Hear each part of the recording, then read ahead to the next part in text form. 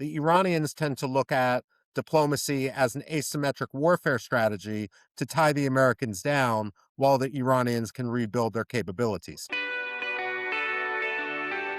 Michael Rubin has been a frequent guest. He is a senior fellow at the American Enterprise Institute, where he specializes in Iran, Turkey, and the broader Middle East. He's also a former Pentagon official who has lived in post-revolution Iran.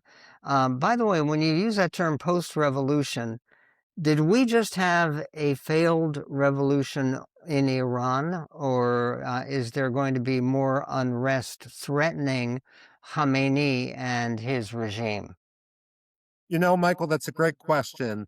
At the very least, it looks like the revolution is on pause, but it's very hard to believe that those who have had family members killed are going to so easily accept the reimposition of power. Of course, there's a ticking clock here because the supreme leader, Ali Khamenei, is almost 87 years old.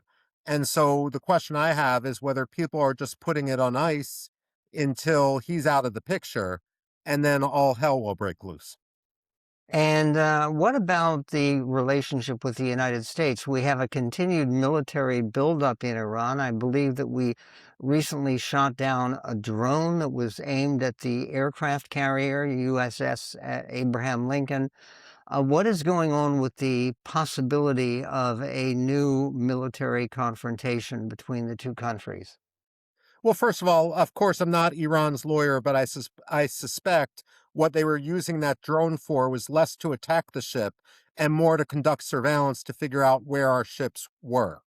That said, what I worry most is that Donald Trump, in his enthusiasm to have a deal, is falling into a trap when he goes into negotiations in Istanbul on Friday, because so many of the mediators, including Qatar and Turkey itself, don't want a regime change in Iran.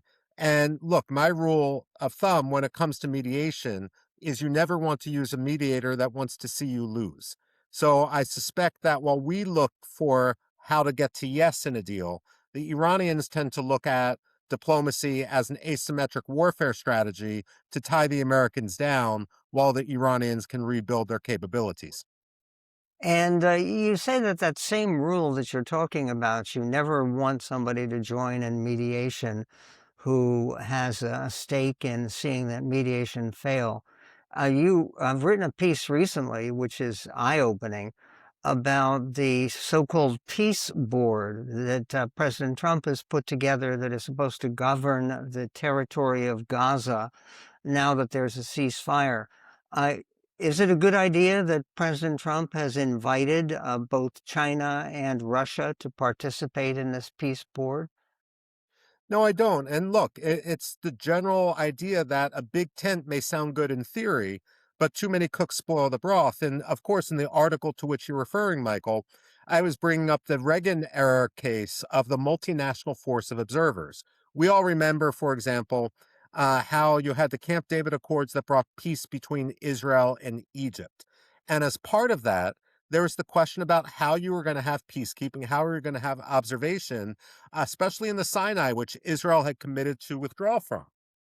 What Ronald Reagan said is we're not going to use the United Nations because we all know the problems with the United Nations. We also aren't going to invite Russia and China in because, or at the time, the Soviet Union, because they don't want to see us win. They want to have a Trojan horse in this. So he created something called the Multinational Force of Observers, which basically only had people that were truly committed to Egypt-Israel peace.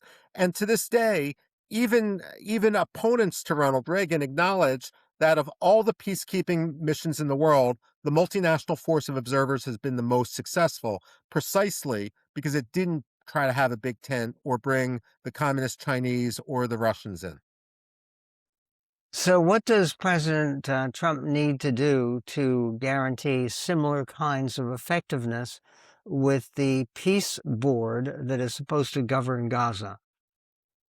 Look, I have no problem with a symbolic board that would show diplomatic legitimacy that a number of people are buying into this.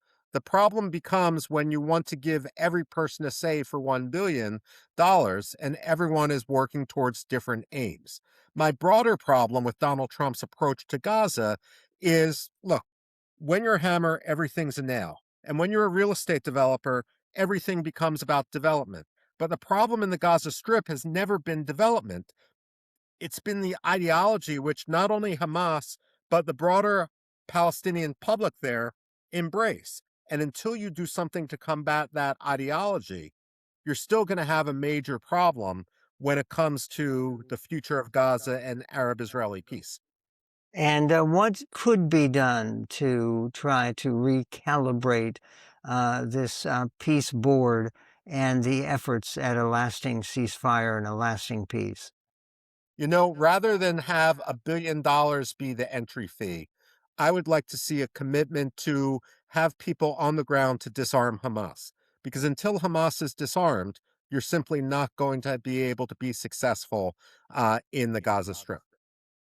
And that is a perspective that people need to take very seriously. What about the possibilities of war between U.S. and Iran now?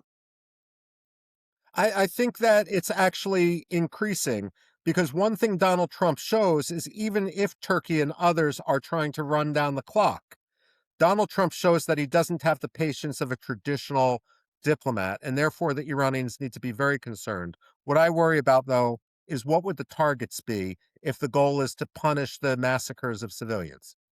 That is a question that time will answer, one assumes. Thanks to Michael Rubin, a senior fellow at the American Enterprise Institute.